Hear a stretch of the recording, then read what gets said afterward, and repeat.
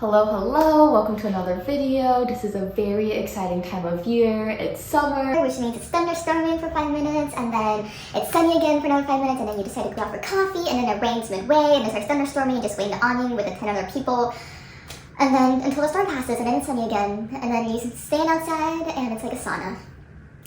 Besides that, it is a very exciting time because a lot of you will be getting ready for medical school. Congratulations, all your hard work paid off. You're off to medical school now, or other people are putting applications. It's the middle of the medical school application cycle. Primaries, you already put in your primaries, and we're getting to secondaries now. All in all, this is a very exciting time of year for a lot of people. Summer has always marked, transition time for anyone who's in academics. Going from year to year, me going from a second, third year, other people going to med school, applying for med school. We can all agree that summer is a big transition period, and I'm here to help you make your transition easier into medical school. And as a background, if you didn't know, my name is Julia. If you didn't know that, now you know. Thank you for watching this video, and welcome back to my channel if you've been watching for a while. Anyways, I currently go to the University of Miami, Miller School of Medicine. Yeah, I'm pursuing an MD. I know there's also MD and PH programs here, MD and PhD, and a lot of secondary degree programs here that a lot of my classmates pursue, but I'm only doing an MD. And yeah, I think that's all the background. I am second going on third year right now, and so I've had both my preclinical and also some of my clinical, more than half of my clinical experiences already. And so today I'll be sharing with you the things that I find are really useful in medical school, because I know as an incoming first year, I personally didn't buy anything because I was overwhelmed with everyone saying to buy this and buy this and buy this, like buy UWorld, buy Amboss, buy Anki. Not buy Anki, don't need to buy Anki. Buy all these different resources, and it really overwhelmed me, so I didn't do anything, and I am just here to make that a little bit easier for you. And then so to get started, everyone's favorite topic is what resources do I use to study? So this is one of the main things you'll have to figure out coming into medical school is which question banks to buy. And first of all, this will depend on what question banks your school gives you, because, for example, during my preclinical years, I use a lot of Osmosis and ScholarRx, and that is just because those were the resources that our school gave us for free. ScholarRx, you do get first aid, and it's basically different articles, 10, 25-minute read articles, and your school can customize each article based on the professor. They can edit out information or put in tidbits that they find is useful, and so that is something that our school did use. And so because it was a free resource, I used a lot of that. Most of our pre-learnings and readings were based on ScholarRx readings. I know they also have videos, but I personally didn't watch any of the videos. You can also make questions on them. I know a couple of my classmates also make flashcards on them, just so you can test yourself, the whole repetition, memorization thing. And so I do think it is a very useful tool to go back and just to read about stuff. And it is it is very pretty. It comes with pictures and questions to test yourself and question banks. My school personally did use the question banks on ScholarRx for just some of our assessments or some of our knowledge checks. I did find that doing question banks on ScholarRx was enough to prepare me for during my preclinical years for the exams and such. And the other resource that our school gave us for free was Osmosis for free, including our tuition, was Osmosis. And Osmosis is a simplified video format kind of platform. They also have really easy to use high yield fact sheets. They also have pictures to simulate the Sketchy thing, but I personally thought the pictures weren't as great as Sketchy just because they were more cartoonish, didn't really tie, I don't know. I personally just didn't like how they looked, and I'm a very aesthetic kind of person. But they do have all that, and then you can put together different articles in Osmosis to create a big study guide and such. And so people in my class would share their links or their, basically it's a YouTube watch later queue kind of thing, and so you can queue the videos to what is needed for your exam or for what topic you need, so you don't have to go searching for it after each one. And then a lot of times people in our class would compile a list and just share with the class, so we all are watching. So just one person does it and everyone else just watches those videos. Those were also assigned to us during our preclinical phase as some of the pre-learning, and so that's mainly the reason why I used it. I also used Osmosis if I want a simplified version of everything. I do find their explanations to be more broad and more general, which is great when you're first learning about things, but I don't think they went into like the details enough for a lot of topics to really help me in my clinical years, but to just really grasp the concepts to see if you know like the broader concepts, and Osmosis is really helpful. It's very like, if you like pictures and animations, then you will like Osmosis versus, you know, ScholarRx, which is mostly like reading or like a person teaching you high-yield things through a video. And I think Osmosis also has questions, but I personally never did them because I didn't think they were similar enough to like the NBME style questions. Or at least, in my opinion, there were better resources out there where the questions better simulated what the types of questions I was going to be asked were, if that makes sense. And so the third like learning video resource that I used that also comes with its own questions, you know, just so you can challenge yourself to see if you know the material, is of course Boards and Beyond. This is gold standard for a lot of medical students. You can't go into med school and not hear about Boards and Beyond or think about using Boards and Beyond. I know some of my classmates just chose to use the resources that our school gave us because those were ultimately the material that our professors were testing us on, and not so much Boards and Beyond. Boards and Beyond is more tailored towards step 1 and step 2 instead of, you know, in-house exams and such things like that. But Boards and Beyond basically has videos on all the systems, all the organ systems for step 2, all the basic systems, all the biochemical stuff, like basically everything, almost everything. Maybe not so much of the nitty-gritty of like the biophysical, like chemical reactions and pathways and such like that, but Boards and Beyond offers all the videos, and it's one guy who's explaining to you all these high-yield concepts. Boards and Beyond is really, you know, just high yield after high yield after high yield, and the material really synchronizes with Anki if you choose to use Anki, which I'll talk about later. But yeah, he basically has taught a lot of medical students, whoever the man is, I forgot his name right now. The only cons about Boards and Beyond is that it is pretty pricey, and I think I paid $500 around. Your school might have a discount for you to take out like $20, $30, $40, something like that. But I'm pretty sure it was $500 for a year and a half. I decided not to continue purchasing with the step 1 Boards and Beyond. With Boards and Beyond during my clinical years, just because I knew I was going to have enough time to watch boards, and so I decided to not continue, and I'll probably just sign up for like a month or 2 subscription once I'm studying for STEP, because a lot of information is extremely high yield. Basically, people who learn everything on boards are usually ready for a STEP.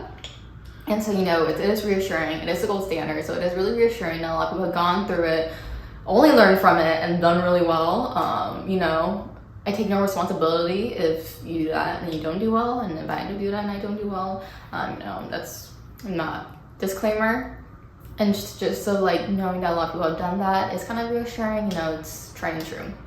But I personally also don't like their questions, just because their questions are, you know, more focused or more tailored towards information presented in the material. I thought the questions were more, you know, did you remember anything from the video versus like a NBME style question.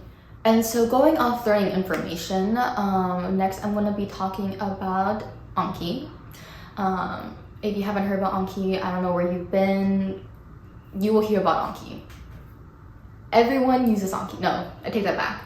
I feel like a lot of people use Anki, but I also know a good number of people who don't use Anki. So Anki is just flashcards, spaced repetition. You just press hard, good, whatever, easy, whatever, you know, come back in like a preset amount of time. There's a lot of already created decks online, so you don't need to create your own material. Like I said, these decks are based off of Anki, whoever he is. He did really well, apparently, on stuff. And they're tagged based on like boards videos, Sketchy, Pixarize, OME, Online Method.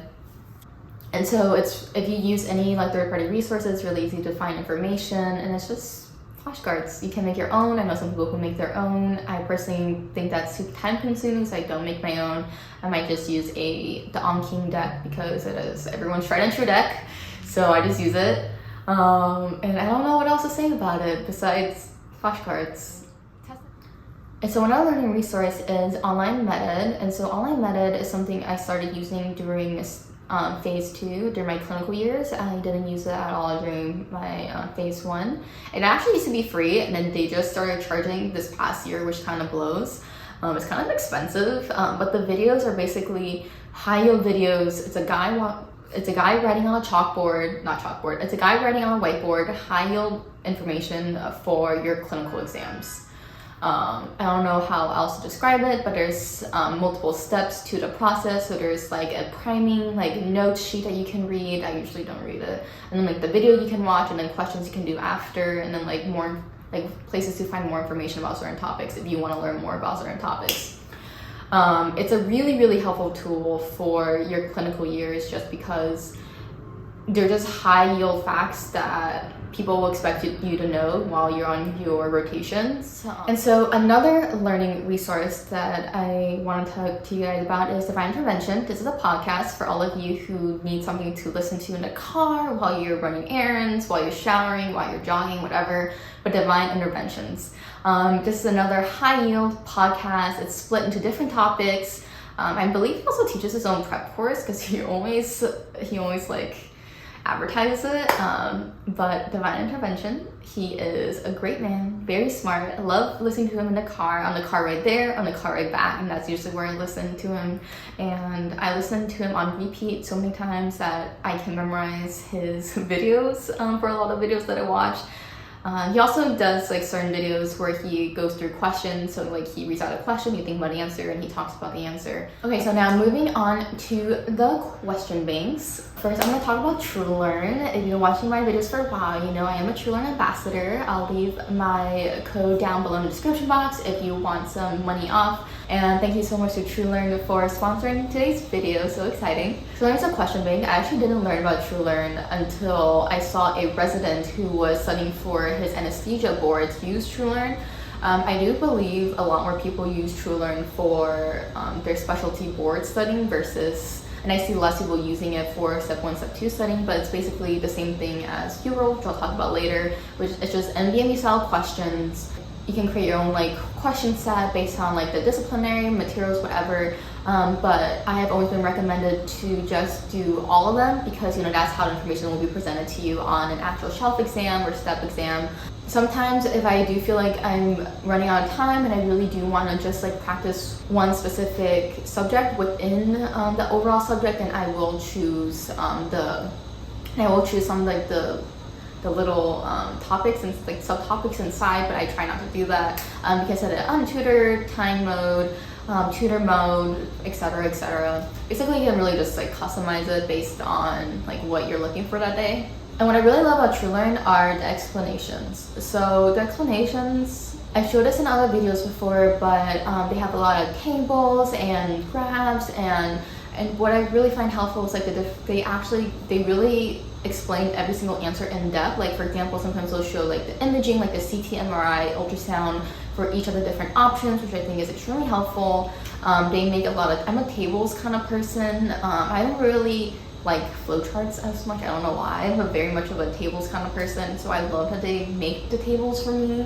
Sometimes I'll just copy and paste the tables into my own document, handwrite it out. It's just a really easy way to organize information, and I love how they present all of the information, all the explanations in such an organized manner. They also do have a picture thing, but I don't really use it because I don't really find picture, mnemonic, sketchy type of stuff very helpful. So besides Truelearn, I also use UWorld. UWorld has been gold standard in this industry for MCAT to shelf to everything. I'm sure there's UWorld for non-medical school subjects as well. When you think question bank, I'm sure a lot of people think UWorld. So both Truelearn and UWorld look very similar to what the actual shelf exams, sub-exams will look like. The only difference I personally find between Truelearn and UWorld is that Truelearn has more specific questions. I think their questions are more there's more detail on them, like step 1 detail into step 2 content. As a disclaimer, I haven't started studying for step 1 yet, just because how our school works, we study for step 1 and step 2 at the same time, so that is just so you guys know. I do find that there's a lot of overlap questions. For example, sometimes I do wonder, like, are these the same questions? I don't know. Another difference is that UWorld, the explanations are less, the explanations are all in paragraph style, they're less organized visually, and there's also less information in the UWorld explanations, which is good for some people and not what other people prefer. It's just based on your own learning style. So even if you read the UWorld explanation, you're not going to know everything about a topic, even though they do give really great graphs, like high-yield graphs that will also show up on your Anki if you use the Anki deck. But I usually will have to look up more of the information on another website if I want to learn more about the topic. But overall, UWorld's great. It's a great resource. It is gold standard. Great question banks. Honestly, I personally use both UWorld and Truelearn, and I usually max out both. I don't really like doing repeat questions just because I'm the type to remember repeat questions, and so I don't really learn from repeat questions. So I do end up doing all of Truelearn and UWorld question banks if I have time. And I like having 2 question banks, each has their strengths. And so a third question bank that I don't really use is Amboss. Amboss also has a lot of learning information. If you don't know a topic, you don't know a subject, you can just type it in. They'll give you so much information on everything you can think of. Like, it is a really great resource, but it's a little too much information for me. I feel like just because I'm so limited on time, I don't have all the time to learn everything on Amboss. But if I do, I think Amboss is a great explanation for a lot of different things.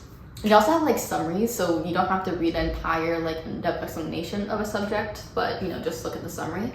But Amboss also has questions, and Amboss questions are notorious for being harder than UWorld, and I'm assuming Truelearn, because I personally feel like it's harder. The questions are just a lot more specific. You have to know a lot more about a topic, like more in detail about a topic than you do for Truelearn or UWorld, in my opinion.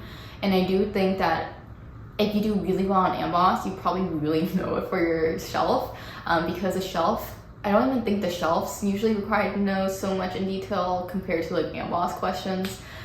But it's a great way to see how much you know, I guess. I do it if I run out of practice questions, I just want to challenge myself, or I want to do specific questions about a specific topic, then I will use Amboss, because one of the pros about Amboss is that it'll tell you what subjects you're really weak in and just create a question set just based on those subjects that you're weak in. And so I like how they already do that for you instead of you figuring it out yourself.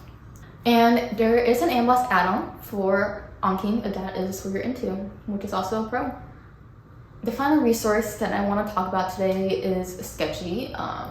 Sketchy is basically photograph style memorization things. I don't really know what to call it.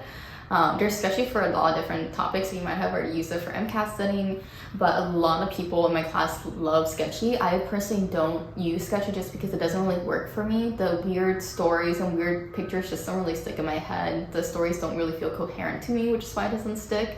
But I know a lot of people love it. If you like watching videos and watching cartoons make up like random stories, and if that's how you learn, then that's great. There's also some questions associated with Sketchy, but again, I think those are more just to reinforce what you learned from the one video versus learning for shelf. I also do think that the information in Sketchy is pretty broad. I personally don't find it specific enough for what I need during my clinical years. Like, I don't find that it's specific enough. Maybe it was for my preclinical years, but for my shelf exams, I personally don't think that it's in detail enough. Maybe it'll be different for step 2 studying, but that's my personal opinion. But it is a good way to see what topics you really need to know. And so I think that's all the information there is for everything you can do on a computer. And so let's move on to just the miscellaneous. What do you need for medical school that's not on a computer, even though most of your learning, or almost all of your learning, will either be hands-on in the hospital or on your computer? even though most of your learning will probably be on a computer, even though they're phasing away from that, because, you know, I was also a COVID medical school student person, so. So random things that you need to get: scrubs. Just get 1 pair, maybe 2 when you start school. There's going to be more opportunities to buy used scrubs from students. Sometimes there's giveaways at school. Grab free scrubs. Most schools will have free surgical scrubs, so don't buy too many scrubs, in my opinion. I only ever bought 2 pairs, and the other pairs have just been gifted, or I just took them from, or they're just from school, because school will provide you surgical scrubs. Or at least at UM. I assume most schools will. I don't know. And of course, you know, your stethoscope, get a stethoscope. There's no way to go to med school without one. A lot of people will give you one. I personally got an iPad for learning. I love it. It's great. Pen lights, and I think those are all the things that I use. A good water bottle and a lunchbox, I think. Yeah, I think those are all the things that I use. A small notebook that fits into my skirt pockets. I love the Muji ones. Just to take notes on, ask questions, take down histories, like everything. Like, it's really handy to have scratch paper on you. And a multicolored pen. Multicolored pens will be great once you're on clinicals. Some people like to use clipboards. I also use clipboards. I like the trifold clipboards. Like, once you're on rotations and you're on a service where you're required to, where you have a patient list and you're doing a lot of stuff for the patients, it's really helpful to have a clipboard. You won't really need it for every service because, for example, surgery, I just didn't really need to keep track of the patients like that, so I didn't really need a clipboard. For something like neuro, where I was following every single day, and I was presenting them every single day, it's really helpful to have a clipboard. Just keep the patient list, keep the information you have from yesterday, the day before, their labs, etc. So you just keep track of everything. And I think this goes without saying, comfortable shoes. I love my Hokas. There's a lot of people also wear on clouds. A lot of people wear like the clog shoes. Just find a comfortable pair of shoes where you don't mind standing for a very long time. And going off that, a lot of people also wear compression socks to help with standing and leg fatigue. I personally didn't like them. I thought they made me more tired, and so I didn't like them, but I know a lot of people use compression socks. And I think that's it. That's all you need for medical school, which just kind of sounds weird. And this is not going into like more specific stuff you might need for every rotation. Like, for example, for emergency medicine, I thought like the EM like wiki, kind of the app, was really useful. Or like for neuro, you know, people might expect you to have a reflex hammer, stuff like that. And so there will be like some small things you might consider getting for every rotation that you're on, depending on how interested you are in that rotation. Yeah, I think those are all the resources. If you guys have any more questions, or have any more questions on other resources that you might want to learn about, or you've heard about but you don't know, when you have questions, whatever, leave the question down below, shoot me an email, etc. I'm here for you guys. I'm here to help you guys. And congratulations again on getting to med school, or good luck on the application season if you're in the middle of that. Good luck, you're gonna do great. Don't be too nervous, even though I know it's a really anxiety-inducing period, but you'll get there. I believe in you. Thank you guys so much for watching, and I'll see you in the next one. Bye!